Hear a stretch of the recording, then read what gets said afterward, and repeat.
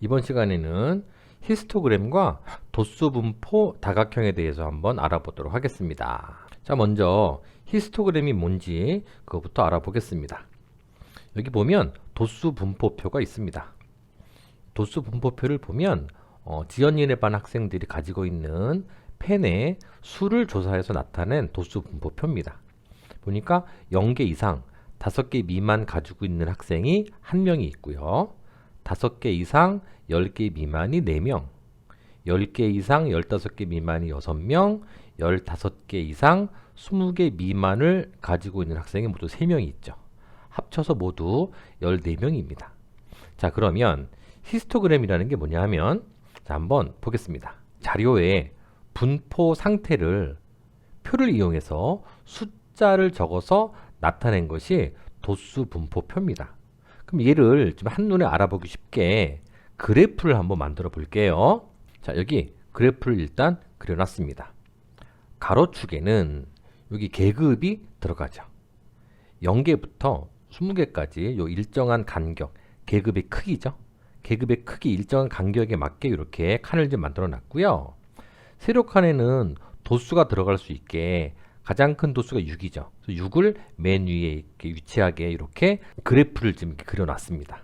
자, 이 안에서 자, 첫 번째 계급을 보겠습니다. 0개 이상 5개 미만을 가지고 있는 학생이 1명이죠. 얘를 이제 그래프로 옮겨 그려보겠습니다. 자, 0개에서 5개 요 구간이고요. 그 안에는 1명이 있습니다. 이렇게 직사각형을 만들죠.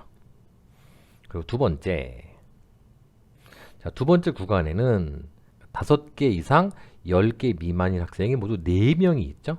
그래서 4명이 되게 이렇게 또 직사각형을 또 그려줍니다. 그리고 이제 세 번째 구간 10개 이상 15개 미만은 6명이 있죠. 이 구간 안에 6명이 있으니까 이렇게 또 직사각형을 그려주고요. 그 다음은 15개 이상 20개 미만에는 3명이 들어있죠. 그래서 3명이면 이쯤이겠죠.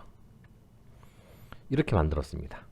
자, 이렇게 그 직사각형으로 만들어 놓은 그래프, 이런 그래프를 우리는 히스토그램이다 라고 이야기를 하는 겁니다. 자, 이렇게 그림으로 나타낸 히스토그램의 특징은요. 자, 첫 번째, 자, 자료의 전체적인 분포 상태를 한눈에 알아보기 쉽죠. 숫자로 나와 있는 것보다 그림으로 나와 있기 때문에 그 분포 상태를 한눈에 알아보기가 훨씬 더 쉽습니다. 이런 것을 우리는 직관적이라고 하죠. 직관적으로 알아보기가 좀 편하고요. 다음 두 번째, 각 직사각형의 넓이는 각 계급의 도수에 정비례합니다. 도수의 값과 그 길이가 비례하죠. 도수가 크면 그 길이가 깁니다.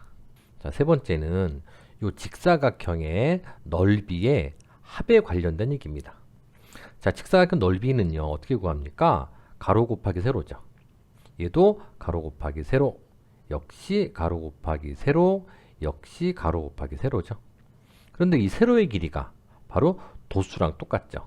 1, 그 다음 높이는 4, 그 다음은 6, 그 다음은 3입니다.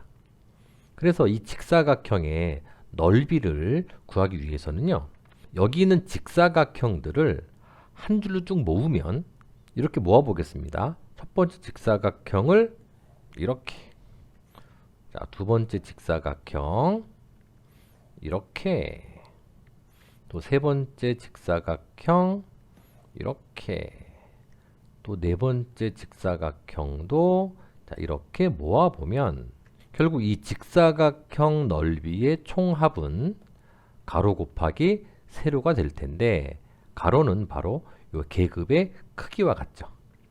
계급의 크기. 그리고 전체 이 세로의 길이는 바로 도수의 총합과 같습니다. 그래서 이 직사각형 넓이의 합을 구하는 방법은 계급의 크기, 가로입니다. 곱하기 도수의 총합, 세로죠.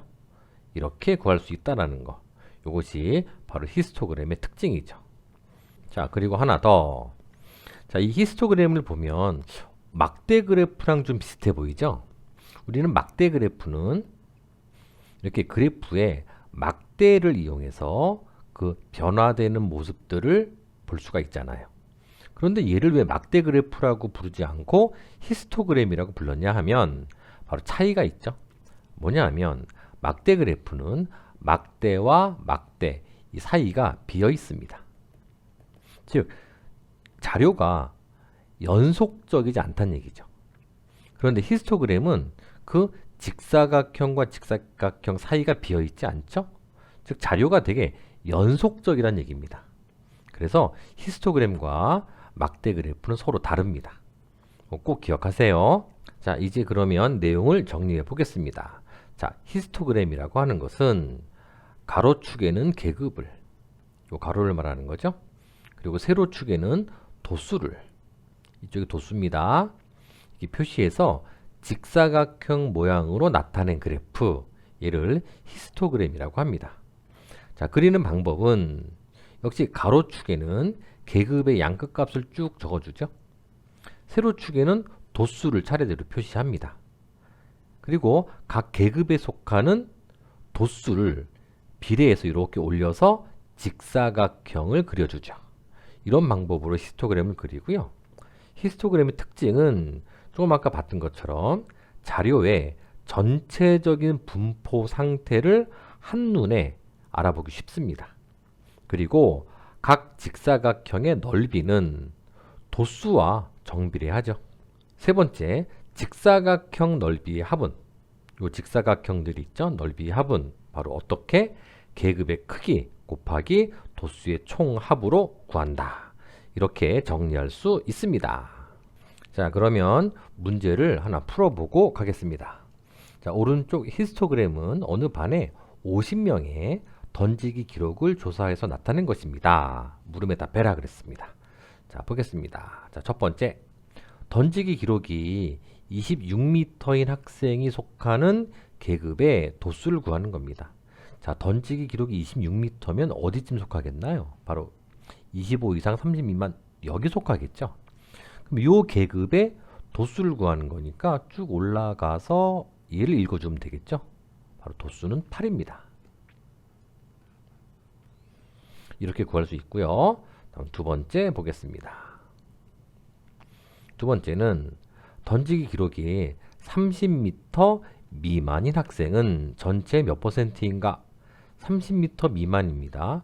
30m가 여기죠. 30m 미만이면 왼쪽에 두 개의 계급을 말하는 거겠죠. 두 개의 계급에 속하는 학생 수를 구합시다. 자, 첫 번째 얘는 4명이고요. 얘는 8명이니까 합치면 12명이 되겠죠. 그럼 이 12명은 전체 몇 %인가 그랬습니다. 전체가 50명이니까 자, 퍼센트 구하는 방법. 전체 50명 분의 요 두 개 계급에 속하는 학생 12명 곱하기 100. 이렇게 하면 여기 해당하는 학생들의 퍼센트가 나오겠죠. 이거 약분해 주면 2가 되죠.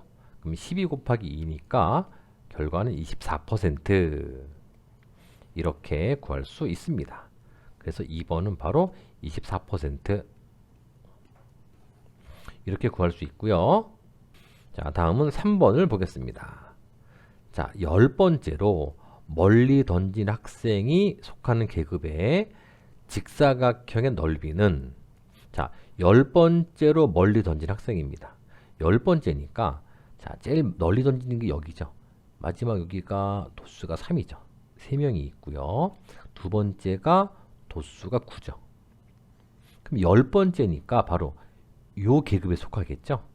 즉 10번째로 멀리 던진 학생이 속하는 계급의 직사각형 얘고, 얘 넓이는 가로, 즉 계급의 크기가 5죠. 다음에 도수가 9입니다. 넓이는 45가 되는 거고요.